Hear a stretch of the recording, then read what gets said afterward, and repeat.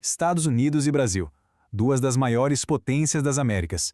E os dois têm uma coisa em comum: uma riqueza natural simplesmente imensa debaixo da terra. Mas a forma como cada um lida com esse tesouro não poderia ser mais diferente. Hoje, a gente vai mergulhar nessas duas abordagens e entender como essas escolhas definem o futuro de milhões de pessoas. Sabe aquela imagem clássica que a gente tem na cabeça? De um lado, os Estados Unidos, o paraíso do livre mercado, onde a iniciativa privada comanda tudo.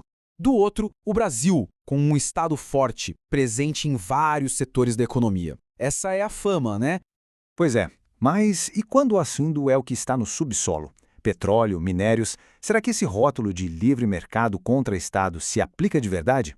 A realidade, como a gente vai ver, é bem mais cheia de nuances e, olha, até surpreendente. E para entender essa história direito, essa citação aqui é perfeita. Não adianta só olhar a foto de como as coisas são hoje. A gente precisa assistir ao filme todo e entender a jornada que trouxe cada país até aqui. Então vamos dar o play nesse filme. E vamos começar justamente quebrando um mito. A ideia de que nos Estados Unidos o mercado sempre foi totalmente livre, sem nenhuma mãozinha do governo. Bom, quando a gente olha para a história dos recursos naturais, não é bem assim. Olha só que frase genial! Ela diz que a famosa mão invisível do mercado muitas vezes precisou de uma ajuda bem visível do governo que a colocava no lugar certo para, digamos, fazer sua mágica. Ou seja, o Estado americano não ficou só olhando de longe, não. Ele foi um ator fundamental.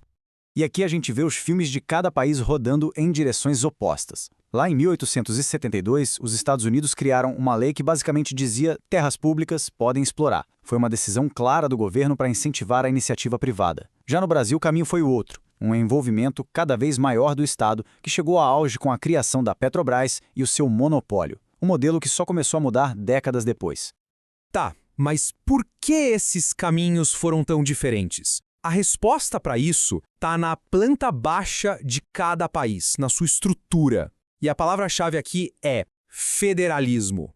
Federalismo, de um jeito bem simples, é sobre como o poder é dividido entre o governo central e os governos locais, como os estados. Parece só um detalhe técnico, mas o jeito como essa divisão foi feita na origem de cada país, isso explica quase tudo. E aqui tá o pulo do gato.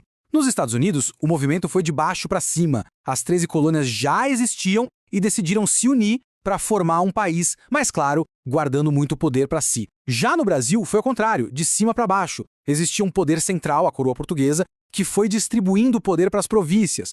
E essa diferença na origem tem uma consequência gigantesca.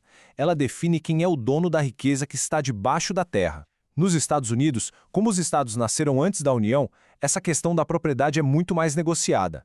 Já no Brasil, o modelo de cima para baixo deixou o poder central mais forte e a nossa Constituição é clara: todo o recurso do subsolo pertence à União.